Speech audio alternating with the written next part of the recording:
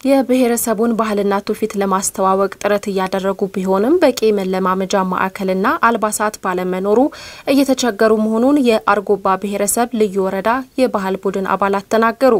የደቡብ ወሎ ዞን ባህልና ቱሪዝም መምሪያ በበኩሉ የብሔረሰቡን ባህል ለማሳደግ እንዲያስችል በማሰብ በልዩ ወረዳው የባህል ማዕከል እየተገነባ መሆኑን አስታውቋል። ሰላሃዲን ሰይድ ተጨማሪ ዘገባ አለው።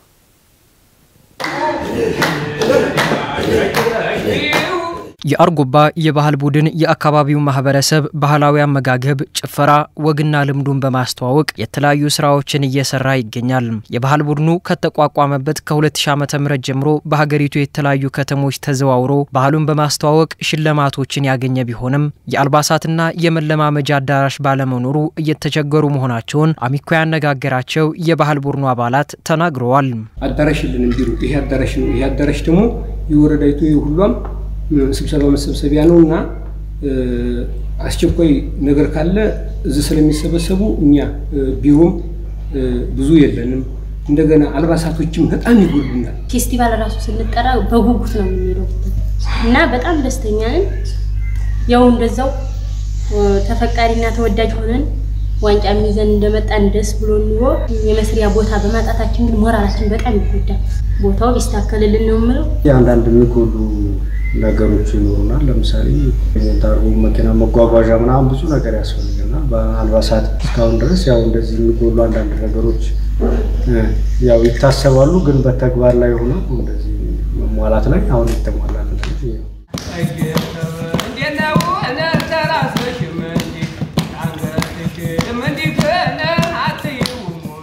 በወረዳው የባህል ማዕከል እየተገነባ እንደሚገኝ የተናገሩት የአርጎባ ብሔረሰብ ልዩ ወረዳ ባህልና ቱሪዝም ጽሕፈት ቤት ኃላፊ አህመድ ጌታቸው የባህል ቡድኑ አባላት ያለባቸውን የመለማመጃ ችግር ይቀርፋል ብለዋል። በቀጣይ አቅም ያላቸው አካላትም የተሟላ ድጋፍ እንዲያደርጉም ጠይቀዋል።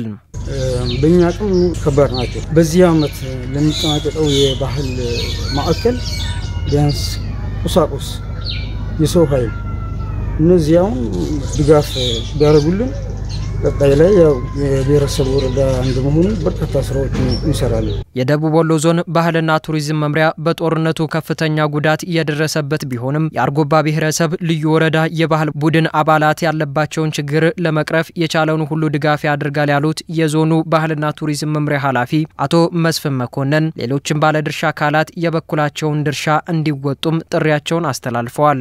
እንደ ልዩ ብሔረሰብ በልዩ ድጋፍ ከማገዝ ከመደገፍ አንፃር እየተሰሩ ያሉ ስራዎች አሉ። ለምሳሌ በወረዳው በኩል የራሱ የሆነ የባህል ቡድን እንዲኖር ከማድረግም በተጨማሪ ሙዚየም እንዲኖራቸው የማድረግ ስራ የሙዚየም ግንባታ ስራ ለረጅም ዓመት ፕላን ተደርጎ የተሰራበት የሚገኙበት ሁኔታዎች ነው ያለው። እንደማንኛውም አካባቢ ይሄንን ሀብት የመደገፍ እና መልሶ የማቋቋሙ ተግባር ላይ የመንግስት አካሉ መንግስታዊ ያልሆነ አካሉ መላው ኢትዮጵያውያንና ትውልደ ኢትዮጵያውያን ሁሉ ሊደግፉን ሊረዱን የሚገባበት ሁኔታ ቢፈጠር ታሪካችንም እንደ ታሪክ የተሻለ ነገር ይዞ መቀጠል ይችላል። የኢኮኖሚ ምንጭ መሆን ይችላል። ባህሉም እንደ ባህል ማደግ የሚችልበት ሁኔታዎች ይኖራልና በዛ አጋጣሚ ጥሪ ለማስተላለፍ ወጣል። የባህል ቡድኑ አባላት የሚያነሷቸው ጥያቄዎች ከተመለሱላቸው በየትኛውም የሀገሪቱ ክፍል ተንቀሳቅሰው ለመስራት ዝግጁ መሆናቸውን ለአሚኮ ገልጸዋል።